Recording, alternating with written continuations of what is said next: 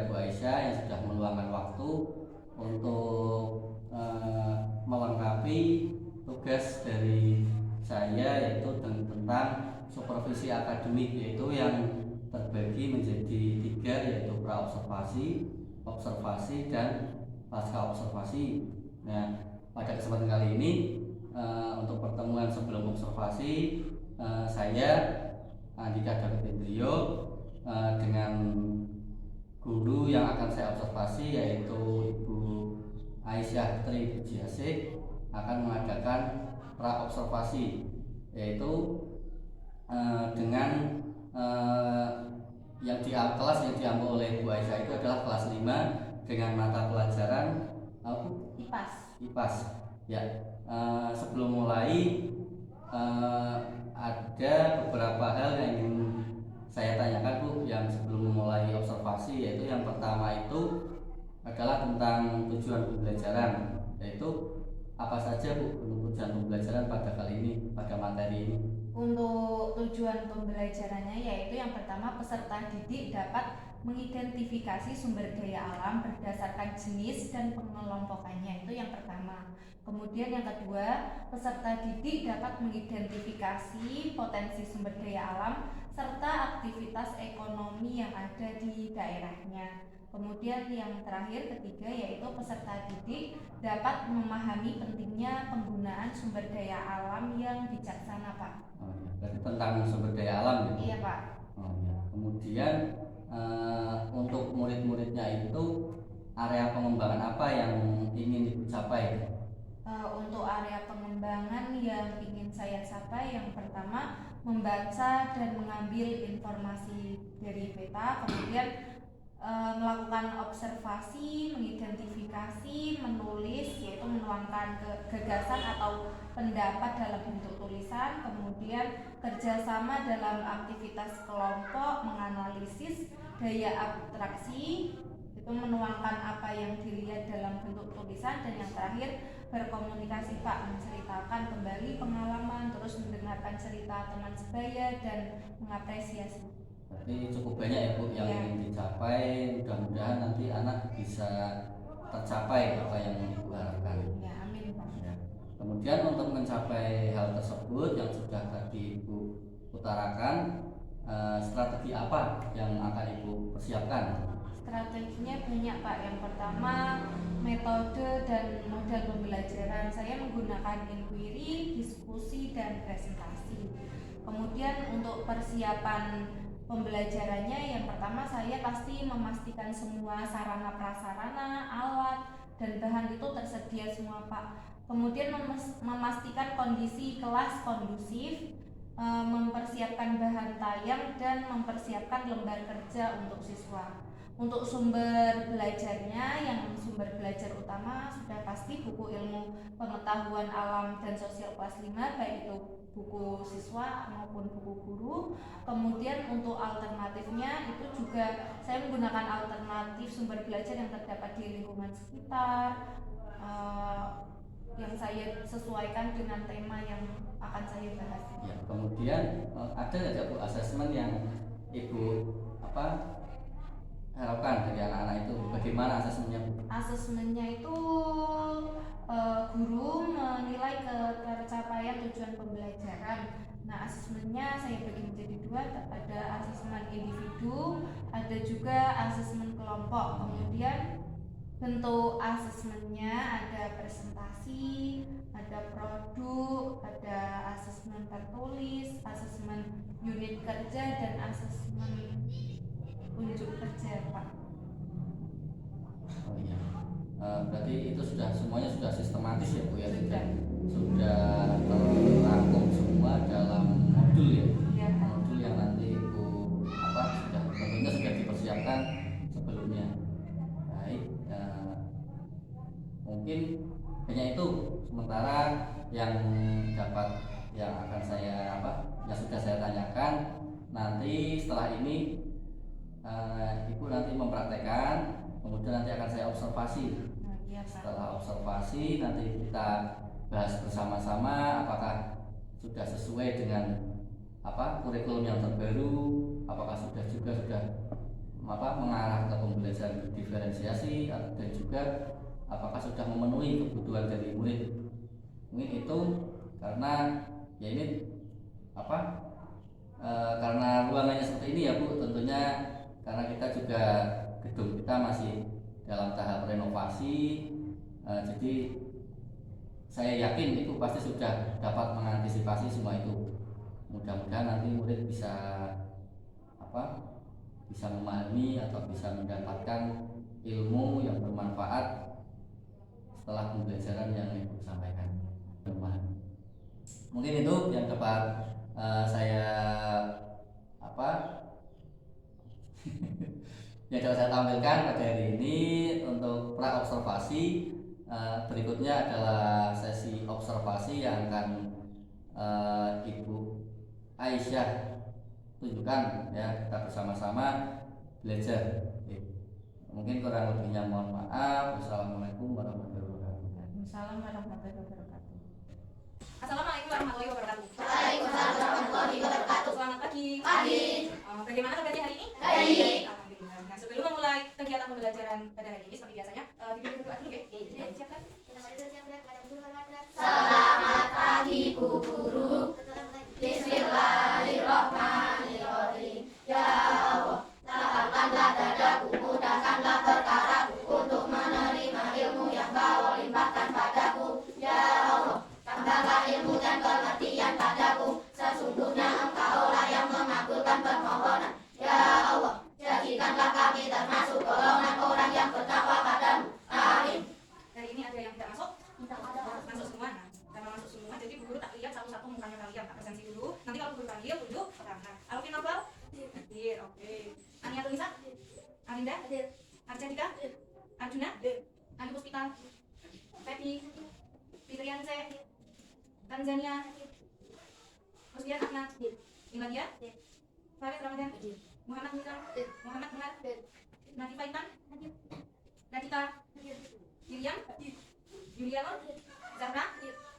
Nah, sudah saya presensi. Ini alhamdulillah hari ini mukanya cerah-cerah semua, terlihat bahagia. Nah, hari ini kita pelajarannya adalah IPAS. Coba dibuka buku IPAS-nya sudah belum? Sudah. Masih ingat minggu kemarin kita membahas tentang persebaran flora dan fauna. Nah, persebaran flora dan fauna di Indonesia dibagi menjadi berapa? Menjadi 3. Oke, pertama wilayah darat. Wilayah darat itu disebut wilayah apa sih? Asiatis. Kemudian ada wilayah itu apa? Perairan. Oke, kalau yang terakhir timur itu berarti apa? Australis. Nah, kira-kira kita itu berada di provinsi mana? Jawa Tengah. Pulaunya Pulau Jawa. Nah, kita masuk ke wilayah yang mana? Wilayah darat atau Asiatis. Nah, kalau ada hewan namanya komodo. Pernah dengar komodo? Komodo itu berasal dari wilayah bagian mana? Perairan atau perairan. Oke, kalau cendrawasih itu ada di timur atau Australis. Oke. Nah, sekarang kita masuk ke topik selanjutnya, yaitu topik C, Indonesiaku kaya alamnya. Coba dibuka halaman 178. Sudah?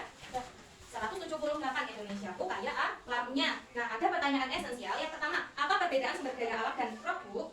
Kalau sumber daya alam itu seperti apa sih? Sumber daya alam, sumber daya yang ada di alam yang kita kenal sehari-hari. Contohnya apa? Ada satu saja contohnya. Air. Tiap pagi kita mandi atau ada yang tidak mandi? Mandi semua? Tidak mandi semua. Berarti tidak mandi semua. Air merupakan sumber daya alam yang terlibat di Indonesia. Kemudian ada produk. Jadi produk apa sih? Contoh, ada minuman rasa jeruk. Nah, itu produk yang terbuat dari apa? Dari air dicampur dengan jeruk. Nah, air itu merupakan sumber daya alam. Kemudian jeruk juga sumber daya alam. Berarti sumber daya alam itu bisa dibuat menjadi produk. Coba lihat di sana ada pintu. Pintu itu produk atau bukan? Produk. Yang buat siapa? Tukang mebel, tukang kayu, oke boleh semua. Nah, itu dari sumber daya alam, asalnya dari apa namanya? Kayu atau tumbuhan yang kemudian dijadikan pintu. Kemudian yang kedua, apa perbedaan sumber daya hayati dan non hayati? Hayati itu yang seperti apa sih? Hayati merupakan sumber daya alam yang berasal dari makhluk hidup. Kemudian non hayati merupakan sumber daya alam yang berasal dari benda mati. Nah, guru sudah bawa contohnya di sini ada beberapa. Yang pertama ada jeruk. Nah, jeruk itu merupakan hayati atau non hayati? Hayati. Kenapa kok hayati? Karena diperoleh dari tumbuhan. Bukan itu kita tidak hidup. Ini hayati. Yang kedua ada peniti, lihat peniti. Nah, ini merupakan hayati atau non hayati? Non hayati. Kenapa non hayati? Berasal dari benda mati. Apa itu? Bendanya sih besi. Oke. Kemudian di sini yang biasa kita makan ada bayam. Nah, bayam ini hayati atau non hayati? Hayati karena berasal dari alam tumbuhan. Nah, ini juga ada wortel. Suka makan wortel? Suka. Itu mengandung vitamin A. Nah, ini juga berasal dari sumber daya alam. Hayati atau non hayati? Hayati. Karena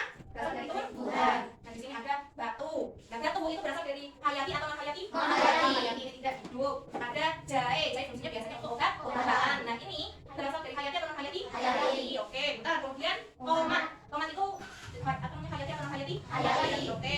Sendok.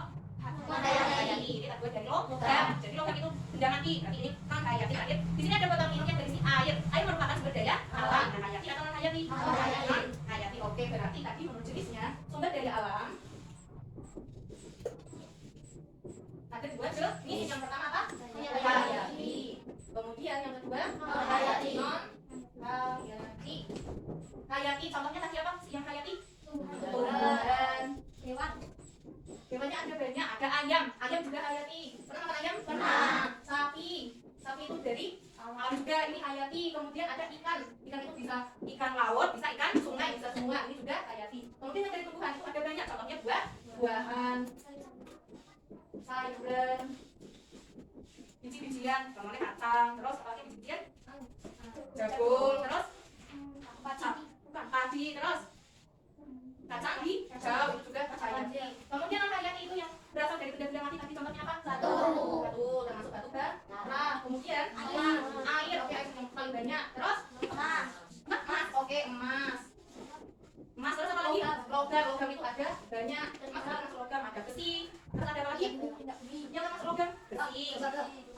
Gada, oke, apa lagi? Baja, perak dan lain-lain. Kemudian apa lagi yang non hayati? Gas alam, oke. Gas alam. Satu lagi sama minyak bumi, oke. Minyak bumi. Nah, sumber daya alam itu bisa kita manfaatkan. Contohnya untuk apa yang pertama? Manfaatan untuk bahan kosmetik tadi kata Tifa. Iya benar, bahan kosmetik itu ada yang terbuat dari hayati. Terus apalagi William tadi? Bahan bakar, oke. Apalagi? Sebagai sumber bahan pangan, kita makan nasi tiap hari, makan telur, makan sayuran itu berasal dari hayati. Apalagi fungsinya? Sebagai obatan seperti tadi yang Guru bilang, ini contohnya adalah jahe. Jahe bisa digunakan untuk obatan. Selain jahe, apa lagi sih? Selain jahe, kumis kucing, oke. Yang hewan, cacing itu digunakan untuk obat apa? Tipes, oke. Apa lagi? Kayu putih bisa dibikin minyak untuk menghangatkan badan ketika masuk angin. Apa lagi? Kulit buah ina, oke. Yang biasa kita temui di sekitar rumah kita itu biasanya contohnya ada kunyit itu kunyit kalau orang Jawa bilangnya. Nah, itu untuk obat. Ada serai atau snack. Kemudian ada lidah buaya juga bisa untuk obat-obatan. Kemudian pertanyaan esensial yang nomor 3, sumber daya alam apa saja yang ada di daerah tempat tinggalku? Kita tinggal di desa Logam. Kira-kira sumber daya alam apa saja sih yang ada di desa Logam? Air banyak melimpah. Kemudian tanah, oke. Sapi ada sapi di desa Logam, oke. Terus kambing, ayam banyak. Terus tumbuhan, terus buah-buahan, sayur-sayuran, apalagi yang banyak di sekitar sini. Di data kita juga ada yang kita hirup setiap hari. Karena atau oksigen. Terus tadi ada kalian menyebutkan batu, oke, batu banyak sekali di daerah kita. Nah kemudian dari apa namanya hayati dan hayati ini bisa dibagi menjadi 2 sifat lagi. Sifatnya yaitu yang bisa diperbarui dan yang bisa diperbarui. Dan yang kedua tidak bisa diperbarui. Contoh yang bisa diperbarui itu yang bisa kita gunakan terus setiap hari. Kemudian yang tidak bisa diperbarui itu yang apabila kita gunakan secara terus-menerus akan habis. Nah, contoh yang bisa diperbarui apa saja? Air, oke, air. Udara, tumbuhan. Terus angin. Matahari, sinar matahari. Dan lain masih banyak sekali contohnya. Kemudian yang tidak bisa diperbarui batu bara, oke. Batu bara itu kalau kita gunakan pasti akan habis. Emas itu juga termasuk tidak bisa diperbarui. Minyak bumi, oke. Minyak besi, logam. Terus gas alam, oke. Dan lain masih banyak lagi. Coba dilihat halaman 179. Nah, contoh dari barang tambang dan pemanfaatannya. Nah, ini yang apa namanya tidak bisa diperbarui. Yang pertama ada tembaga. Tembaga itu merupakan barang tambang. Yang kedua apa? Minyak bumi. Fungsinya minyak bumi itu untuk apa saja sih? Bahan bakar kendaraan. Contohnya bensin. Kita biasa beli ada pertalite, ada pertamax dan lain-lain. Kemudian ada untuk membuat gas alam. Gas alam itu biasanya kita gunakan untuk LPG untuk masak. Kemudian apa lagi? Aluminium itu biasa digunakan oleh ibu-ibu atau ibunya kalian. Nanti kalian ke dapur lihat alat-alat masaknya ibunya kalian, pasti ada panci, ada teflon, ada wajan, ada apa lagi? Sentong dan lain-lain. Itu banyak yang menggunakan aluminium. Kemudian ada besi. Besi itu yang paling banyak contohnya tadi untuk membuat peniti. Nah, peniti itu terbuat dari besi. Kekurangannya besi apa kekurangannya? Mudah berkarat. Makanya kalau untuk alat masak itu biasanya menggunakan aluminium saja. Oke, dibuka lagi coba.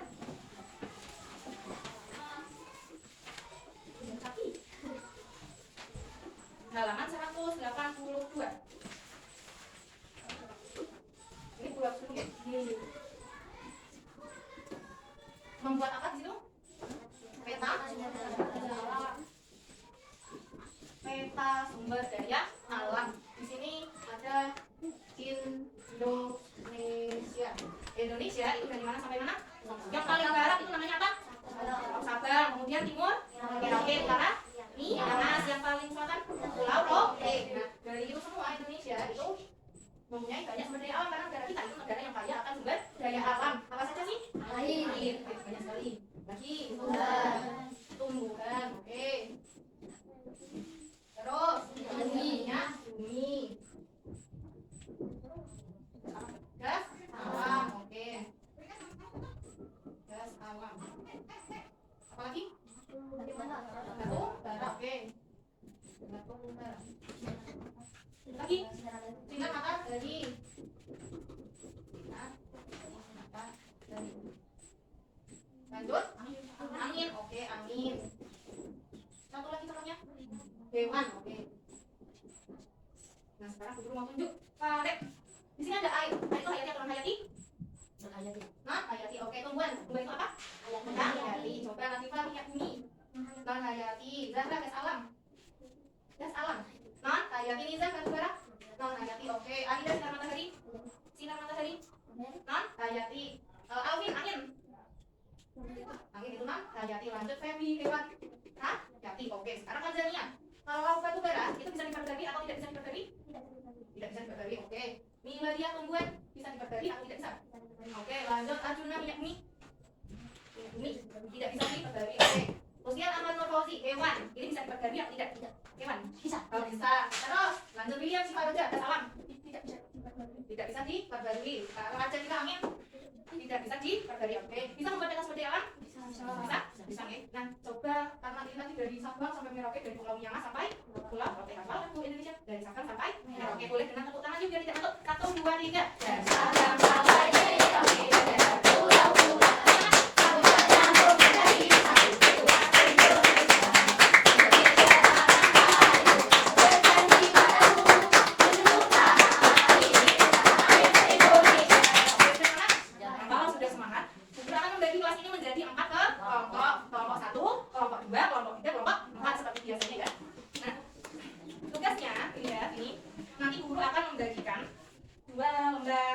Kertas yang sudah ditulisi sumber daya alam hayati dan sumber daya alam hayati. Nah, di sini guru juga menyiapkan gambar. Nah, nanti kalian harus memotong. Di sini sudah ada perintahnya. Guntinglah gambar di bawah ini, kemudian tempelkan pada kertas yang sudah disediakan. Nah, nanti ini ada ikan, air, batu bara, tanah, angin, pohon, emas, buah-buahan. Itu nanti kalian gunting, kelompokkan mana yang hayati, mana yang non hayati. Yang hayati berarti tempelkan di sini, yang sumber daya alam hayati. Yang non hayati tempelkan di sini, sumber daya alam non hayati. Nanti kita jadikan ini kelompok 1.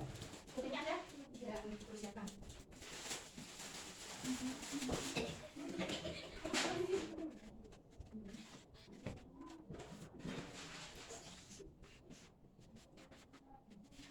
Terus kelompok ke 2 yang sana.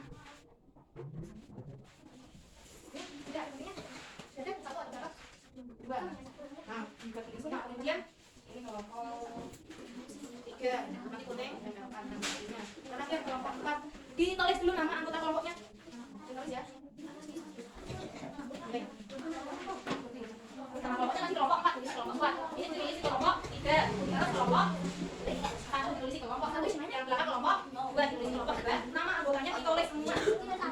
Nama anggotanya misal yang pertama di sini ada Linda Setia, terus yang kedua Aca juga semua tulis kelompok kalian. Ayo kelompok ini berapa? Digabungkan saja. Boleh digabungkan ini tiap kelompok.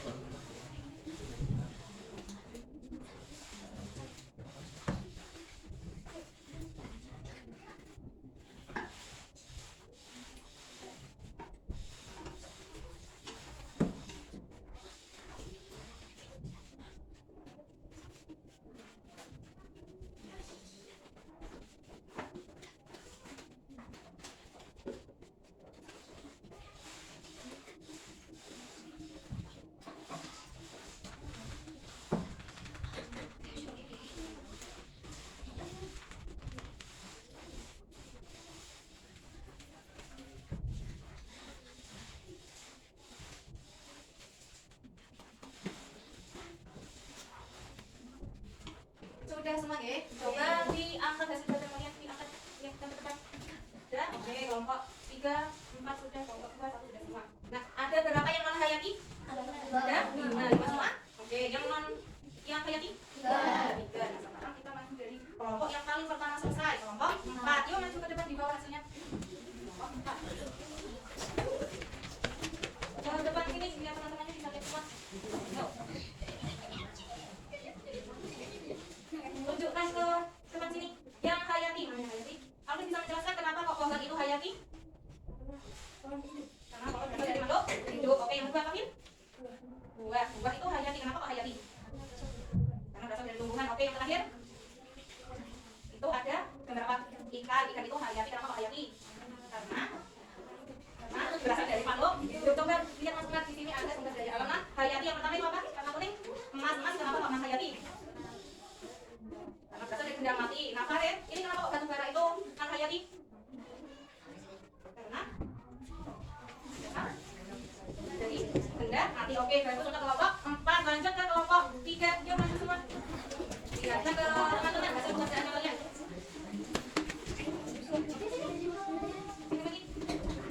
Nah, lihatkan ke depan. Mas Arjuna itu ada air. Kamu tempelkan di non hayati. Kenapa kok air itu non hayati? Maksudnya kenapa air itu non hayati? Karena berasal dari benda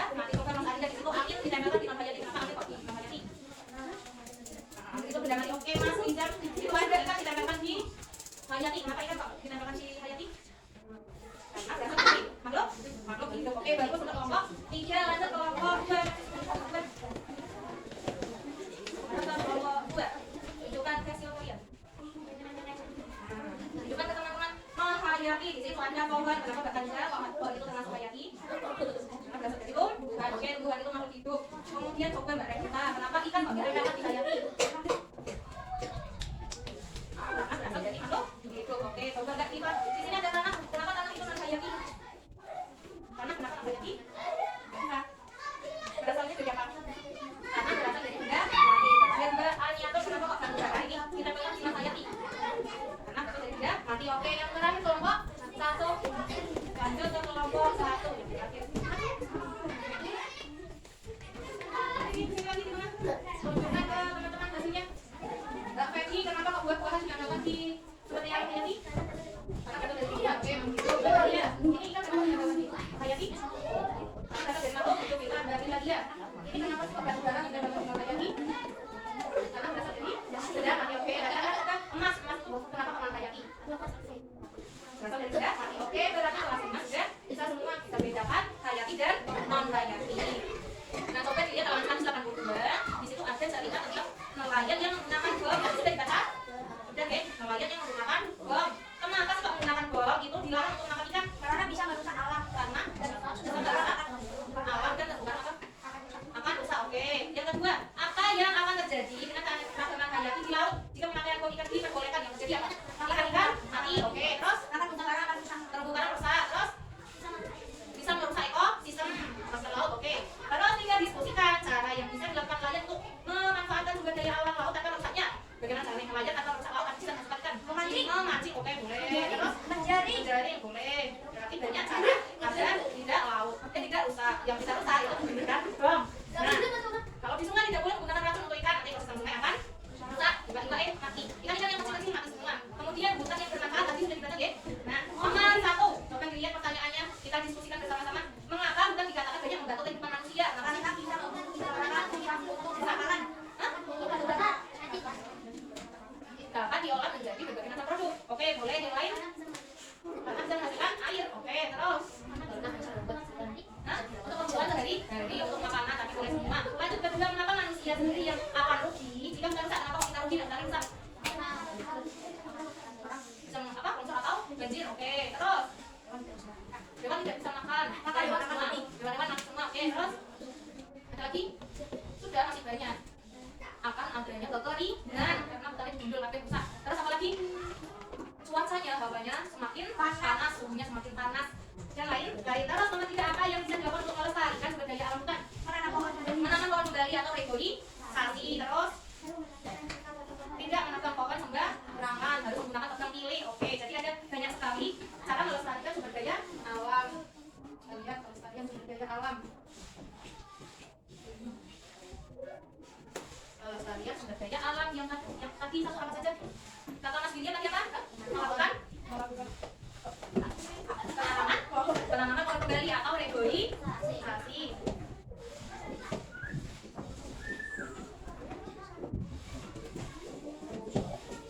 Yang kedua, agar tetap lestari, apalagi dilarang menebang pohon sembarangan, berarti melakukan tebang pilih. Apalagi tidak membuang sampah sembarangan. Oke. Tidak membuang sampah sembarangan. Yuk yang laki-laki nomor 4 apa coba? Tidak. Oke, tidak bang. Tidak membakar di sungai. Kata Mas William tidak membakar pohon atau hutan.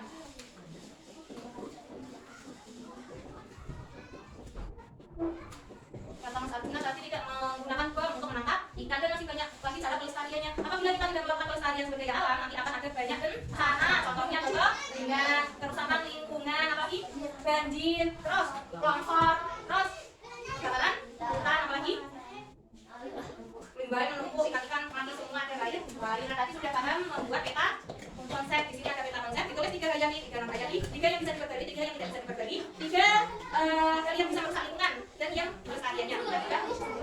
Sedikit konsep.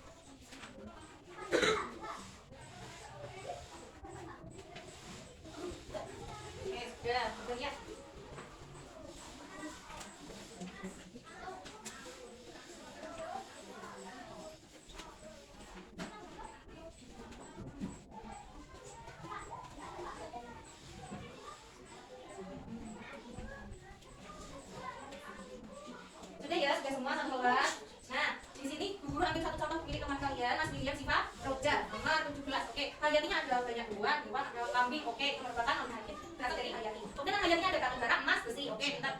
Karena semua yang kemudian bisa diperdari, angin, sinar matahari, tumbuhan atau pohon itu bisa diperdari. Sumber daya alamnya yang tidak bisa diperdari ada batu bara, emas, besi, sama batu. Terus hal yang bisa merusak keberlangsungan sumber daya alam itu pembakaran hutan. Oke, pembakaran hutan, membuang limbah di alam. Oke, membuang ikan di laut. Benar. Terus upaya pelestarian yang menanam pohon kembali. Oke. Kemudian yang kedua, tidak membuang sampah sembarangan. Benar. Tiganya, tidak menggunakan bom ikan. Oke, boleh semua. Yang lain juga buku-bukunya sudah benar semua ya. Untuk pelajaran hari ini ada yang mau ditanyakan? Tidak ada? Yang mau ditanyakan yang belum paham? Sudah paham semua? Sudah. Nah, untuk pertemuan nanti selanjutnya kita ke bahasa Indonesia. Nah, karena jamnya sudah menunjukkan pukul 9, kita sudah selesai. Berarti waktunya untuk istirahat. Sekian dari Bu Guru. Assalamualaikum warahmatullahi wabarakatuh. Waalaikumsalam warahmatullahi wabarakatuh.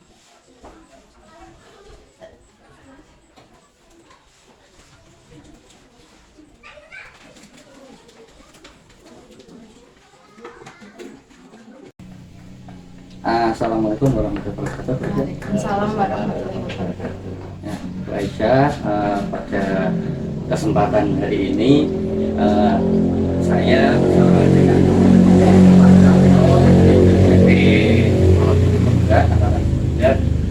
saya diberi ada tugas itu untuk mengobservasi, yaitu ada 3 tahapan. Yang pertama itu pra-observasi, terus observasi yang kemarin sudah Bu Aisyah lakukan, kemudian yang terakhir itu ada pasca observasi yang kali ini Pak Tarto sebagai PV saya itu sudah hadir.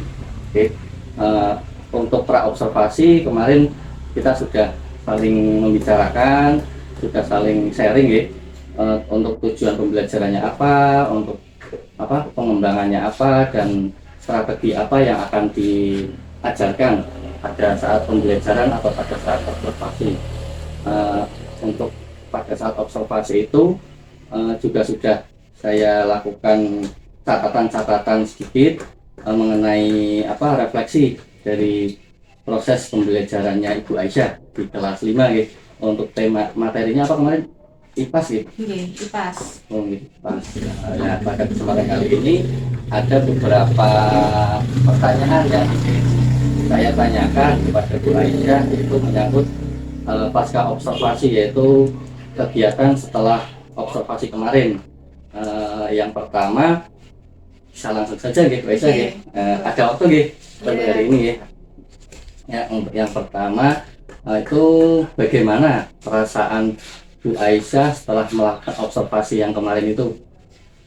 Sebelumnya saya kan belum pernah seperti ini, jadi rasanya deg-degan Pak. Tapi alhamdulillah pas sudah dijalankan ya lega Pak, walaupun tetap ada sedikit ketegangan ya, karena biasanya saya ngajar biasa, tapi pas kemarin ditunggu sama Bapak. Tapi ya saya selalu berusaha untuk melakukan yang terbaik ketika di depan. Oh, iya.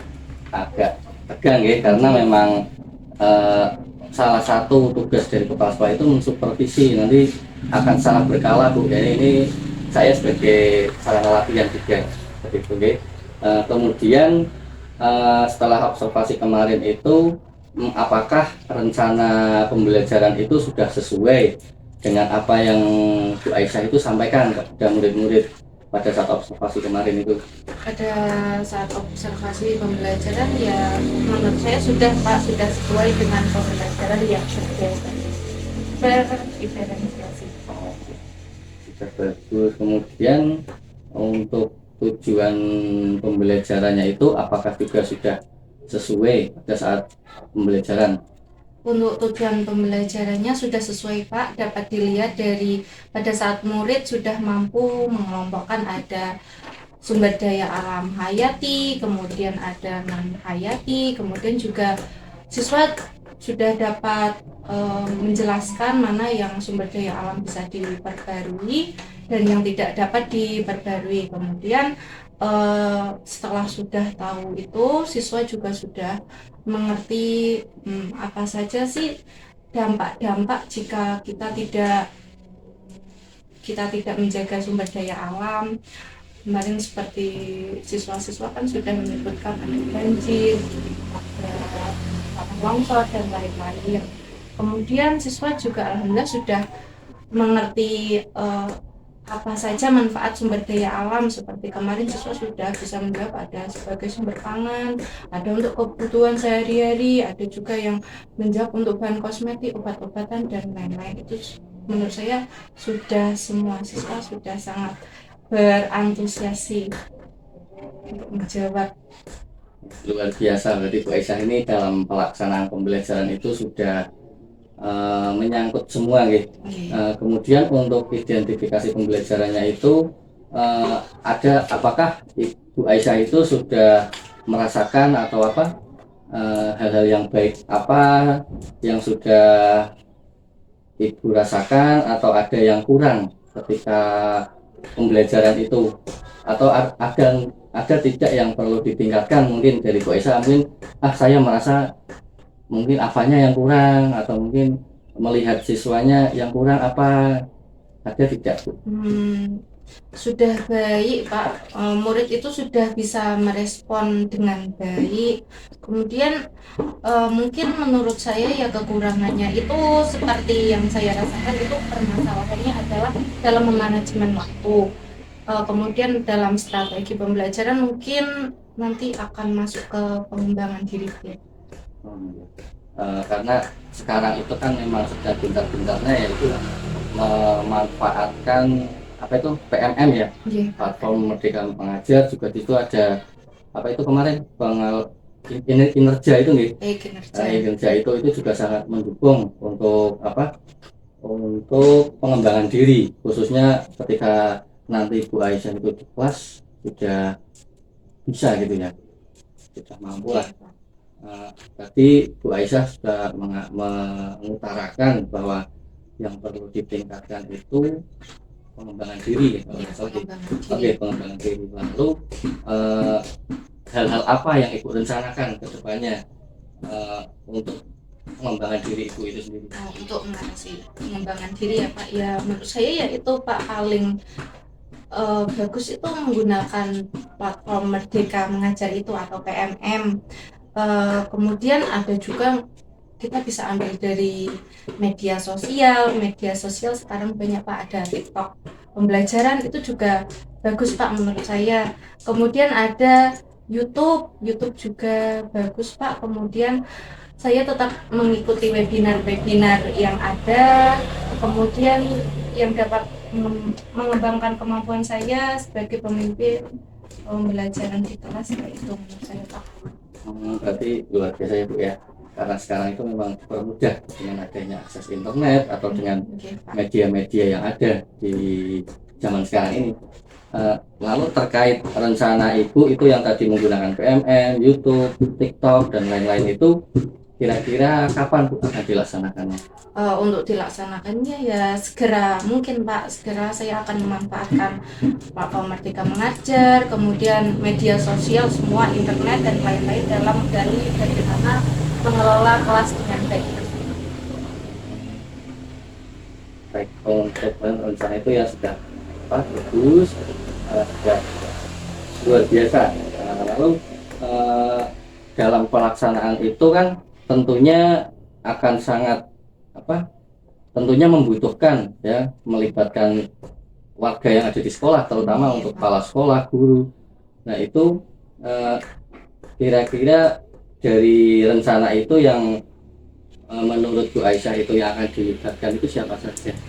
Yang dilibatkan yang menurut saya paling utama kalau di sekolah itu, ketika di sekolah ada kepala sekolah Pak, kemudian ada rekan-rekan guru sejawat dari kelas 1 sampai kelas 6, ada guru PJOK dan ada guru agama. Kemudian dari guru-guru itu dan kepala sekolah itu kami saling mendukung semuanya. Kalau di sekolah ya alhamdulillah sih saling support, saling membagi ilmu pengetahuan dan lain-lain terhadap pengembangan diri masing-masing guru Pak.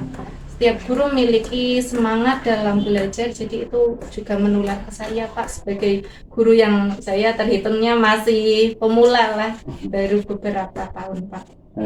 Oh iya Bu Aisyah ini termasuk guru yang baru gitu. Baru berapa tahun Aisyah? Baru kurang lebih 3 tahun Pak. 3 tahun tapi sudah semangat untuk menjadi pemimpin pembelajaran di kelas dan juga membuka diri tadi dengan rencana tadi seperti menggunakan pemanfaatan PMM, YouTube, TikTok dan lain-lain.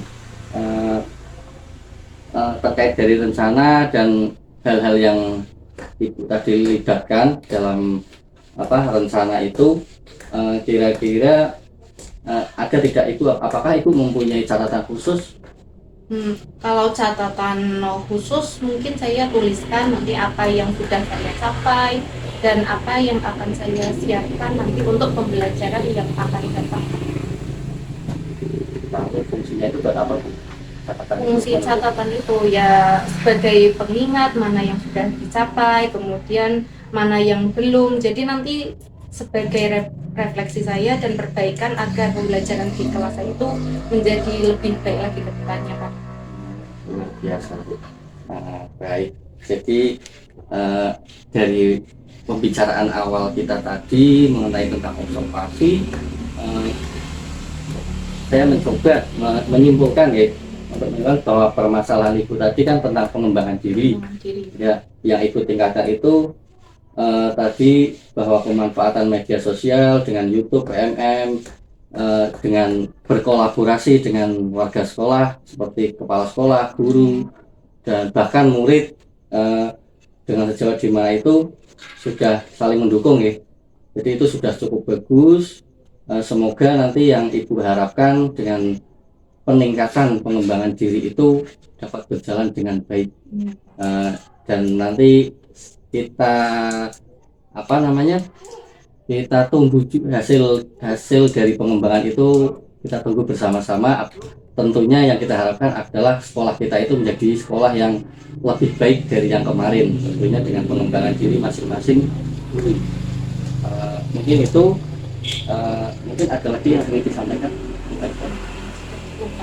Sudah cukup baik karena pembicaraan kita sudah menemukan solusi dari Ibu tadi, bahwa yang kekurangan yang Ibu utarakan itu akan diambil solusi, yaitu dengan menggunakan platform media Merdeka Mengajar di YouTube ya, seperti media sosial yang lain. Jadi itu sudah menjadikan salah satu solusi. Terima kasih Bu Aisyah, bahwa Bu Aisyah sudah menyampaikan apa yang Ibu rasakan, dan saya juga dapat mengambil hikmah dari pembicaraan ini bahwa pemanfaatan media sosial itu memang untuk masa sekarang ini sangat berpengaruh terhadap perkembangan diri. Juga murid juga dapat belajar juga dari media sosial tersebut. Terima kasih Bu Aisyah, sekali lagi terima kasih.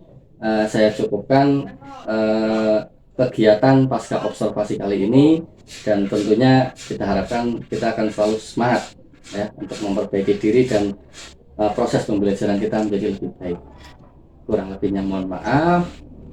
Wassalamualaikum warahmatullahi wabarakatuh. Sudah mendengarkan dan tadi sudah melihat hasil prasupervisi yang sudah dilakukan di tempo hari, bahwa Pak Andika sudah merumuskan bersama tentang kompetensi yang digunakan untuk observasi, kemudian menanyakan kompetensi area pada saat pra ya di dalam itu dokumen.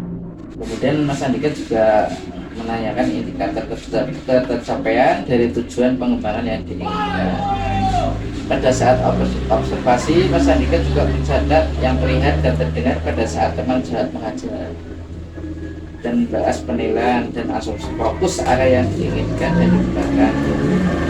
Kemudian barusan kita mendengarkan pasca percakapan observasi.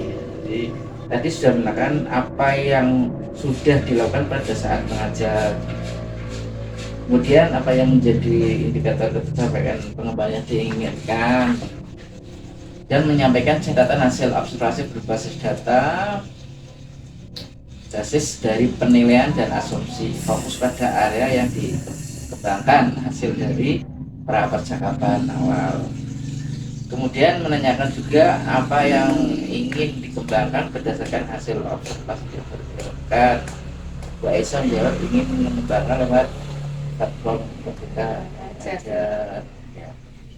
Saya kira tadi sudah lengkap urutan dalam supervisi, observasi dan pasca sudah dilakukan. Semoga ini menjadi titik awal kepada kita dalam pengembangan keterampilan sekolah. Mungkin ini yang dapat kami sampaikan Pak Andika dan Bu Aisyah. Semoga apa yang disampaikan benar-benar menjadikan semangat. Demikian dari saya. Assalamualaikum warahmatullahi wabarakatuh. Waalaikumsalam warahmatullahi wabarakatuh. Terima kasih pada Pak Tarto BPPP sudah menyampaikan refleksi dari kegiatan pasca observasi yang sudah saya dan Bu Aisyah lakukan di berikutnya. Mohon maaf. Wassalamualaikum warahmatullahi wabarakatuh. Waalaikumsalam warahmatullahi wabarakatuh.